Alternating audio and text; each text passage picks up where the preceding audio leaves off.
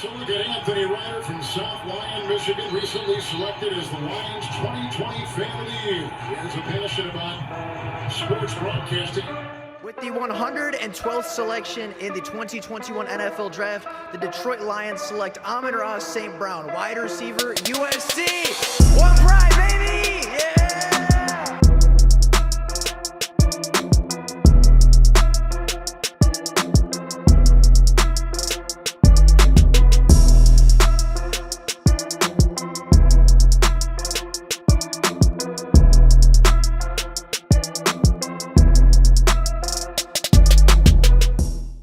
It is officially time for the Detroit Lions mock offseason 2.0. About 2 weeks ago, we went over a mock scenario for the Detroit Lions as they went through the offseason using the cap space and draft picks to build this roster for the future and compete for 2024. And a lot of people liked that video, and a lot of people disagreed with my takes in that video. So after the Lions have had a couple roster changes, they've had a couple coaching staff changes, I wanted to revisit it, take the Lions in potentially a slightly different direction, and construct a team for 2024, as well as construct a team to compete for the future. Now, as I said, the Detroit Lions have had a couple of changes over the last week or two. For the roster perspective, they've signed just one player. They have signed the CFL's leading sack pass rusher from this past season, who had 18 sacks last year in the CFL. He is now a member of the Detroit Lions active roster and will be competing for a roster spot come this August, as well as the Detroit Lions making a hire in the coaching staff as they have brought in Brian Duker from the Miami Dolphins, a coach from the Miami Dolphins that has had quite a bit of success with guys like Xavier Howard, with Jalen Ramsey, and really constructing a good secondary. He has a very good reputation from around the league, and a lot of people seem to really, really like the hire, which is just another one for the Detroit Lions this offseason, of course, after getting Terrell Williams just a couple of weeks ago.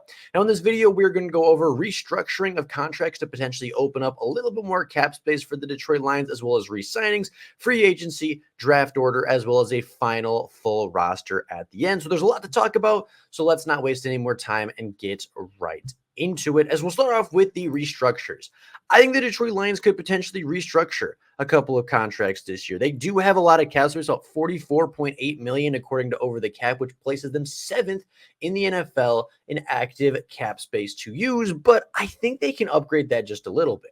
Now, I don't want to get rid of these players as I do think they do have a role on the roster, but I think they could potentially be costing the Lions just a little too much money. If they have to cut these guys, they would, and of course, save that money. But I think restructuring these players, potentially taking a little bit of that money back, but keeping the talent on the roster is very, very possible. Now, the three players that I identified are Tracy Walker, John Kaminsky, as well as Cam Sutton, being potential guys to restructure their contracts. Now, both Tracy Walker and John Kaminsky are players that I like being as depth roles on the Detroit Lions. John Kaminsky, of course, has kind of that underrated dirty work role on the defensive line. And Tracy Walker has been a key special teams player over the last couple of years. And when asked to step in and take a larger role in the secondary, whether due to injuries or poor play, I think he's done quite a good job at doing so. With that being said, Tracy Walker is projected to have one of the higher cap hits on the Detroit Lions. And for a special teams player, the Lions just really can't afford that. And I think they need to restructure Tracy Walker. And if not, unfortunately, I think they're going to have to let him walk. I don't think they can pay him what they're paying him right now. And then there's an opportunity to make a little bit of money. Now, according to Over the Cap, if the Lions were to restructure the deal, it would put them out about a $48.2 million, so about a $4 million bump, $3.5 million bump. John Kaminsky, if they were to restructure him alongside with Tracy Walker, would leave them with about $51.8 million.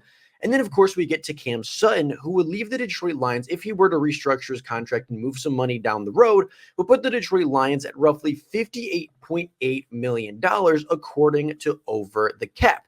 Now, Cam Sutton is a little bit of a different one because obviously signing a massive contract last year leaves the Detroit Lions with not a whole lot of room and a lot of money to pay him down the road. But I do think if you push a little bit of money down the road, whether that be into the void years of his contract or just potentially adding a little bit across the next couple of years, the Lions could open up roughly $60 million of cap. And I think the Lions are going to potentially do that to be aggressive in free agency and put their all into this offseason. So with that being said, I went into the assumption that the Lions were going to have $58.8 million to spend this offseason. I spent quite a bit of money. Starting off with the re-signings, obviously the Detroit Lions have a lot of depth pieces this year in the free agent market. Guys like, Craig Reynolds, Benito Jones, Brock Wright, Scott Daly, James Houston, Jalen Reeves-Maybin, guys that aren't necessarily stars or superstars. In fact, the Lions have just 3 players from their starting 22 that will officially be free agents. So a majority of the starters will return, but I think a lot of the emphasis is going to be on the role players. But I also wanted to keep those 3 starters. I signed CJ Gardner-Johnson back to a 1-year, $5 million contract, just slightly less than he got last offseason to come and be a Detroit Lion. Now, CJ Gardner-Johnson played just 5 games for the Lions, including their playoff run, and was really effective when he was in the game. He was very good when he was in the actual games, but of course, playing just 5 games of the possible 19 doesn't leave you with a whole lot of bargaining room for yourself or other teams. Other teams are obviously very hesitant to sign CJ Gardner-Johnson with the mouth, with kind of the presence that he brings. And I think that he fits very well in Detroit, fits very well with the confidence of this young roster. But I think there's a lot of room to negotiate that contract down to say, hey, nobody else really wants you, and you weren't really that healthy last year. So I think 1 year, $5 million, kind of a earn it year. Again, if he works hard, if he earns the money next year, I think he could get a big contract. But after last season, he's in no room to demand big money. I signed Jonah Jackson to a 3-year, $30 million contract, $10 million annually per season. I know Jonah Jackson gets hurt quite a bit, but again, when he is in the roster, when he is on the starting offensive line, the run game goes from good to elite. The pass blocking goes from good to great. He just makes this offensive line tick. And I think if you were to replace a piece like Jonah Jackson, you'd probably see some regression on the offensive line, as well as Graham Glasgow, who I gave a 1-year, $5 million contract, a healthy pay bump from last offseason. But for a player that's already 31 years old, I don't see him getting a long-term deal, but I do see him getting quite a nice bump in pay over the next season as the Lions look to potentially replace him for the future. I have the Detroit Lions re-signing both Emmanuel Moseley, Khalil Dorsey, and Kendall Vilder to this secondary. Emmanuel Moseley being a 1-year, $1 million contract, as well as Kendall Vilder being a 1-year, $1 million contract. Both players are guys that I don't think will have a massive market. Moseley, a player that I think would want to return to Detroit and really give it a true shot in the secondary.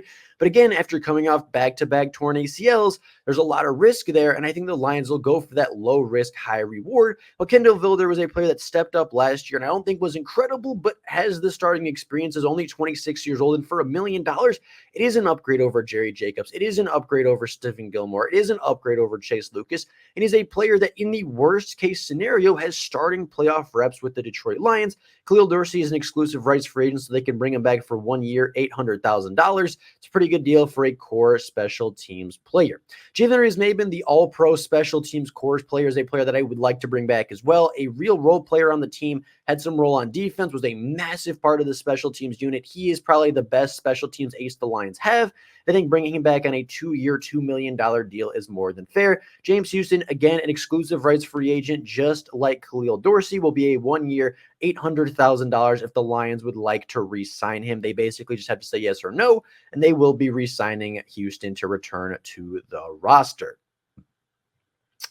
Josh Reynolds is a player that I went back and forth on quite a bit. A 1 year, $7 million contract seems pretty pricey for Josh Reynolds, but I think with the added cap space, I think with the ability to kind of push some stuff down the line, I think the Lions can make it work. I think the Detroit Lions have the resources to do so, and I don't think it would be a great idea, even after a struggling NFC Championship game, to take Josh Reynolds away from this roster. He was so big so many times this year in massive moments, and I know it didn't work out in the end, but I would still be more than happy to bring back Josh Reynolds. Spotrac has him as a $7 million year type of player, so that's what I have him at.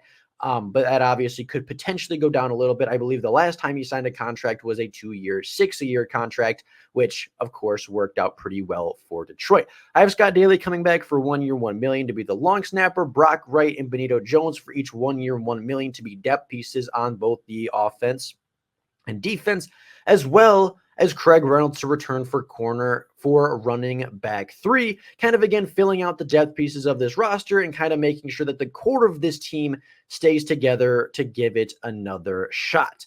Now, taking a look at the free agency, once again, I didn't want to go big with the numbers, but I did want to get a couple of guys I thought could really, really impact this team and players that I thought could help the Lions improve for 2024. Now, I have 5 free agents this offseason. I have the Lions signing Denico Autry to a 1-year, $5 million contract, a player that is a lot older than the typical player, will be 34 this next season, but last year had 11 and a half sacks and has averaged about 9.5 to 10.5 sacks over the last 3 years under Terrell Williams. I think he'll follow the defensive line coach that helped him see the most success in his career. And I think he could be a good pass rushing mate with Aiden Hutchinson. I also have the Lions poaching Grover Stewart from the Carolina Panthers from the Indianapolis Colts for a 1-year, $7 million contract. Again, a player entering his age 31 season, but a player that would be massive for the interior of the defensive line, would be a great run stopper, and I think would be a great addition to put across from Aleem McNeil to make an already elite run defense even better. I don't think they have the money for a guy like Christian Wilkins or Justin Madubuike, but I think going down to that tier 2 of guys, you might not get your pass rusher, but you are going to improve the run game significantly with Grover Stewart. And I think him and Aleem McNeil side by side could be a really, really strong combination.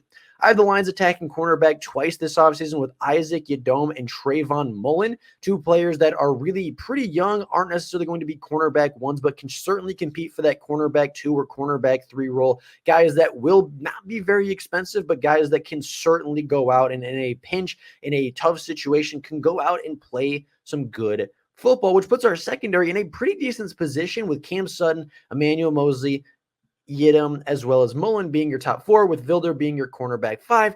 That's not a great secondary. Again, there is no true cornerback 1, but I think there's a lot of guys there that are cornerback 2s, cornerback 3s. And I think that while your top end isn't necessarily elite, your depth at that position becomes much more manageable and much more appreciated. And then just to kind of shoot my shot in the dark, I think this is a player that might not be great, might not be elite for the Detroit Lions, but could be a fun gadget player, could be somebody that Ben Johnson looks at and say, hey, I can get 2 to 3 touchdowns out of that guy. I can get some trick plays out of that guy. And I think Laviska Shenault could be a player that the Lions might be interested in after losing a big body player, kind of a versatile guy in Donovan Peoples-Jones. They could potentially look to replace him with somebody a little bit cheaper. Again, not that he's going to turn into an elite all-pro wide receiver, not that he's going to start, but I think he's got the ability to be kind of that backup kick and punt returner. He's got that ability to be kind of the gadget player. He's got that ability to be, maybe a wildcat guy. He's going to be a screen guy. He's going to be, a depth piece in the wide receiving room. And I think that that is certainly worth a 1-year,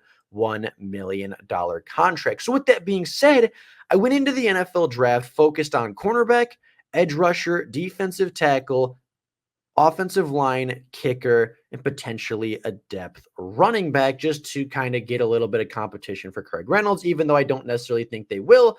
I think there's a possibility that they address it in UDFA. So with that being said, let's get into the NFL draft, where first off, the Detroit Lions are going to make a trade. And instead of trading down this time out of the first round, they are going to trade up. After 4 cornerbacks, if you include Cooper DeJean, 5 cornerbacks go inside the top 21. The Lions trade up to 23. They trade up 6 spots in the NFL draft with the Houston Texans to select Kool-Aid McKinstry, cornerback from Alabama. I think Kool-Aid McKinstry has the potential to be the best cornerback in this class. I think he will be the number 1 alpha cornerback coming out of this class. And I think on the Detroit Lions, he would easily be the cornerback 1 on this roster. He is somebody that was touted and was very, very hyped up from the very beginning. I think all of that hype is warranted. He doesn't have a lot of turnovers. He is much more of that man coverage, shutdown guy. He might get 1 to 2 picks a year, but his value comes from shutting down his half of the field. And I think he'd be a great addition to the Lions secondary that now goes from looking pretty poor to looking pretty strong.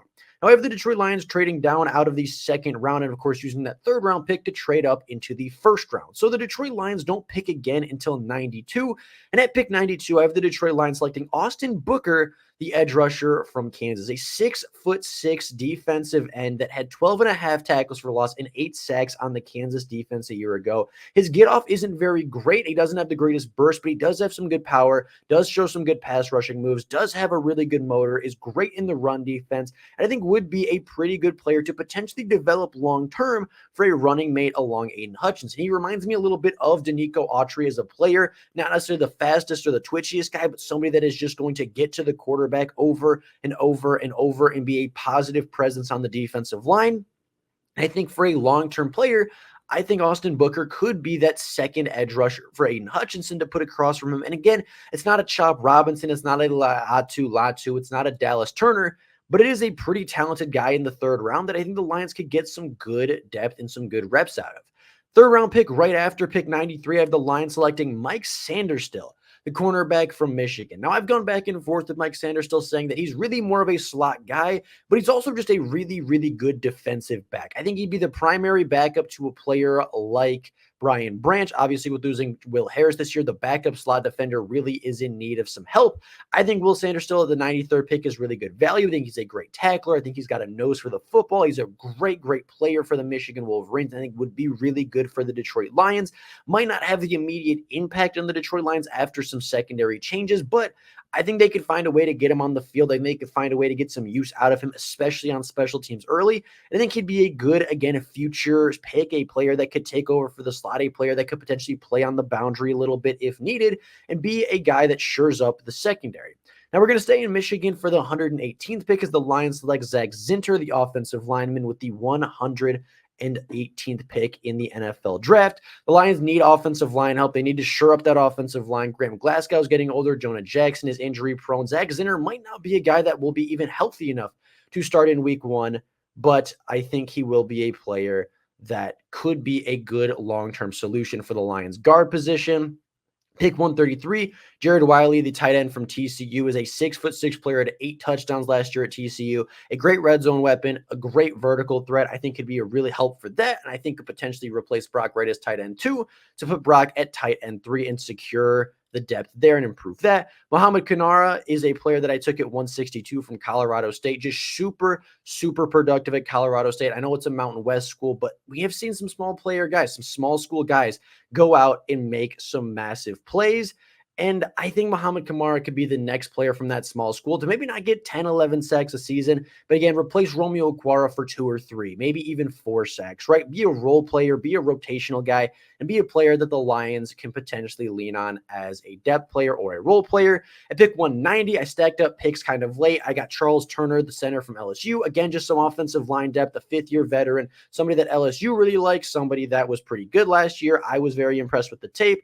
I think he'd be a decent pick at 190. At 206, I have the Lions selecting Dadrian Taylor Demerson, safety from Texas Tech, has 7 interceptions over the last 2 years, is kind of a ball hawk, and will be a good player to have on special teams to potentially have as a depth player at safety. If you do cut Tracy Walker, that's a good safety for, and I think he'd be a great player this late.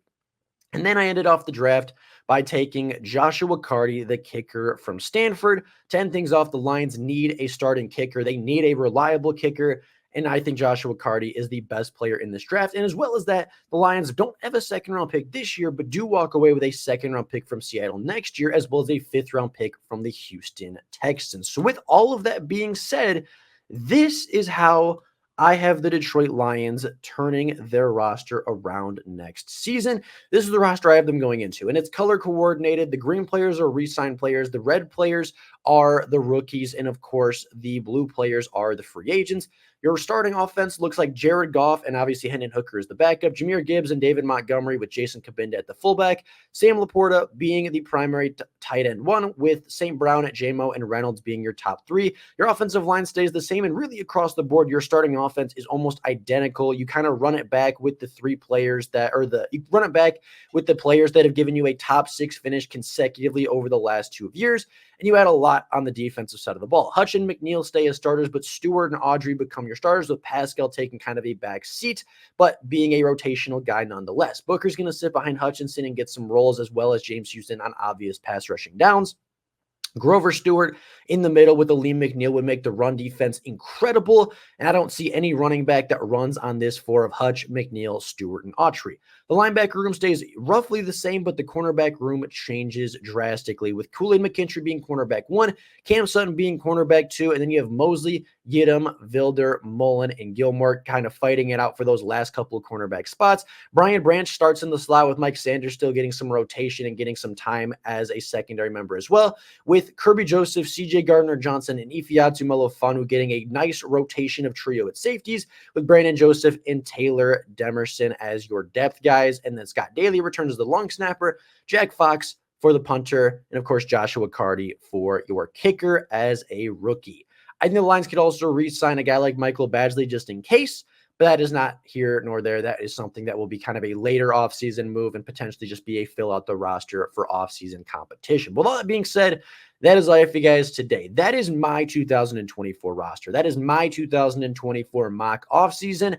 I think the Lions would be a true contender with this roster, with this draft, with this free agency, with these re-signings. They keep the core member of the teams together. The offense pretty much runs it back exactly the same with some depth help on the offensive line in the tight end room. The defense gets quite a few upgrades with Stewart and Autry and McKinstry on the secondary, helping out with obviously Autry and Stewart on the defensive line. You get a lot of depth at corner. You get some depth at the pass rushing position. You get some depth on the defensive line. You shore up all the spots that gave you trouble last year. And I think you're gearing up for not only an NFC North crown, potentially an NFC crown, I think competing truly for a Super Bowl. With all that being said, of course, let me know down in the comments below what you think about the whole situation.